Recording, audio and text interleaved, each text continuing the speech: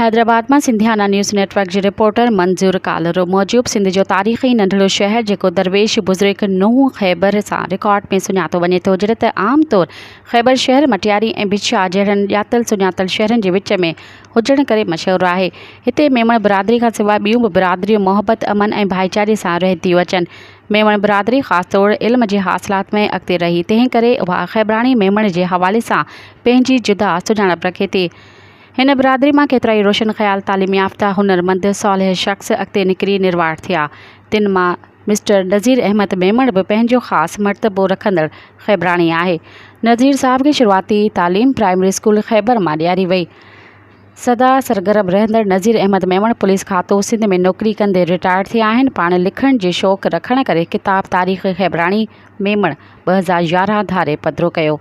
इन किताब सबब संदसि शुमार अहल किताब तौर भी थिए थी। पाण सीनियर सिटीज़न एसोसिएशन हैदराबाद के हाणोके के बॉडी में एग्जीक्यूटिव कमेटी के मेंबर तौर साथ निभाए रहा है। इन हवाले से डी सेंटर में मिस्टर नज़ीर अहमद मेमण की सालगिरह की शानदार तकरीब थी गुजरी। तकरीब तलावत कलाम पाक से प्रोग्राम की शुरुआत कई, जेका मोहम्मद ख़ालिद बलोच तलावत फरमाई। नात मकबूल सल्लल्लाहु अलैहि वसल्लम इंजीनियर ख़ालिद मेमण पंहिंजे पुरसोज़ अंदाज़ से पेश कई।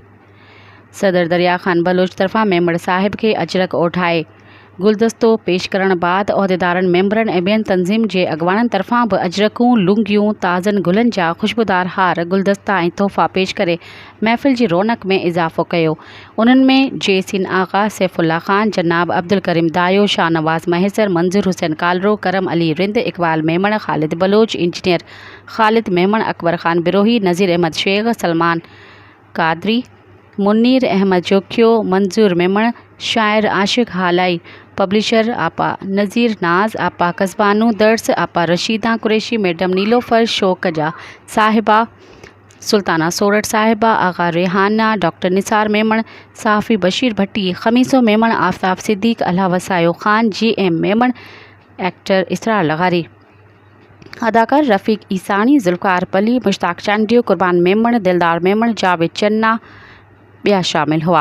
वणंदड़ अंदाज में नात रसूल करीम जिन पढ़ी, ममताज़ सोहो, मोहम्मद उमर सेहड़ो, मोहम्मद बख्श जुड़ेजो, निसार मेमण ऐं ॿियनि सॼण साथियुनि भरपूर शिरकत करे सालगिरह जूं ख़ूब मुबारकूं ऐं तोहफ़ा पेश कंदे ख़ुशियूं पखेड़ी छॾियूं।